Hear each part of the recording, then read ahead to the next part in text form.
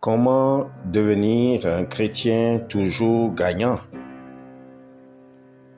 Nous savons du reste que toute chose concourt au bien de ceux qui aiment Dieu, de ceux qui sont appelés selon son dessein.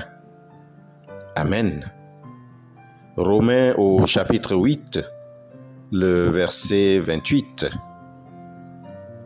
Beaucoup de chrétiens aiment réciter avec certitude ce verset parce que de tout temps, ils y ont trouvé un puissant encouragement.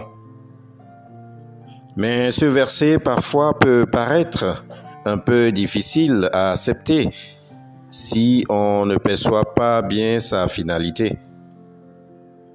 Car toute chose inclut aussi bien les événements heureux que malheureux.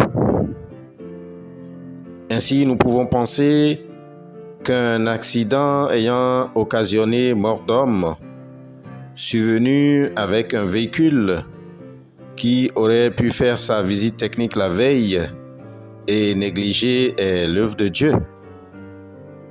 Mais en réalité, doit-on voir la main de Dieu derrière tous nos malheurs et considérer toutes choses comme bonnes? Pour ceux qui aiment Dieu, le Seigneur peut utiliser le malheur pour un passage qui mène à l'élévation ou à un avenir meilleur.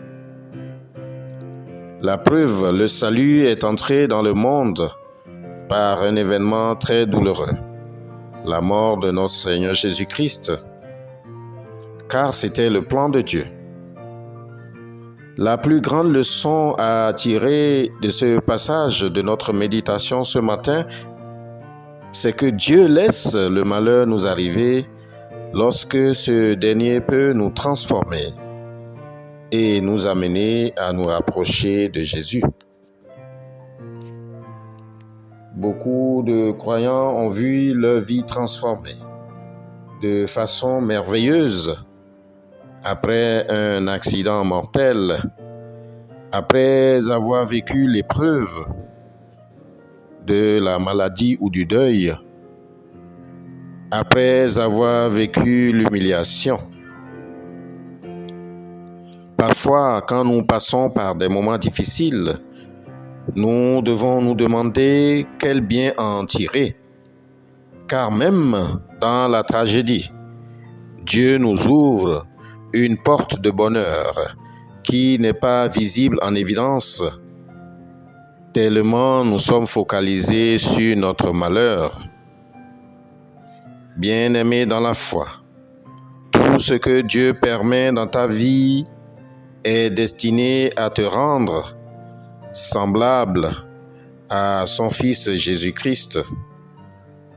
Non seulement le but de Dieu sera atteint, mais aussi toutes les circonstances présentes opèrent pour que plus tard sa splendeur apparaisse et réagisse dans ta vie. Ma sœur, mon frère en Christ, rappelons-nous ces paroles adressées au peuple d'Israël.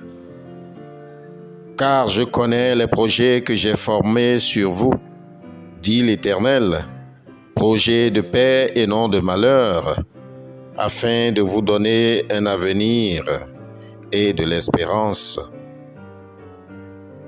Dieu peut parfois nous faire traverser un chemin rempli d'épines. Il peut nous faire marcher dans le désert.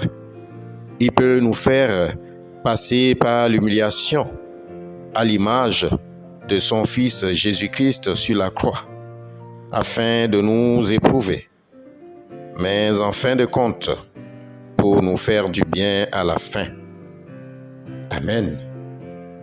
Prions que Dieu nous donne la force de tenir ferme dans les moments difficiles et de finir toujours gagnant.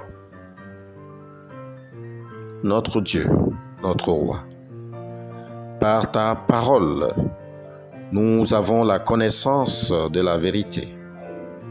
et tu es la vérité et la vie.